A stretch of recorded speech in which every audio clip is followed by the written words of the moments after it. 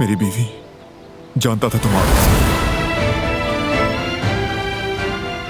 तुम ऐसा कैसे कर सकते हो मेरे साथ? बताओ कि इस चालाकी के साथ तुम मुझे घर बुलाना चाह रहे थे? कौन सी चालाकी? अब ऊपर से अनजान भी बन रहे हो। मुझे तुम पर यकीन नहीं आ रहा बारान।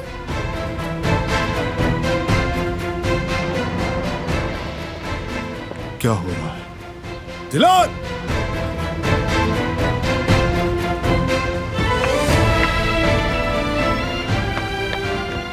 क्या हुआ? किस चालाकी की बात कर रही हो? और तुम यूं पूछ रहे हो जैसे तुम्हें कुछ पता ही नहीं। लेकिन अच्छा हुआ, सच्चाई नजर आ गई। मेरे जाने से तुम्हें कोई फर्क नहीं पड़ा। माशाल्लाह, तुम तो खूब मजे कर रहे हो। क्या मतलब? कौन सी सच्चाई?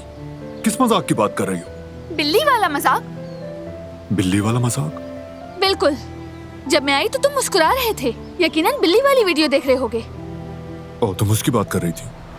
बिल्ली वाली वीडियो नहीं थी। कोई भी वीडियो हो तुम उसे ही देख रहे थे।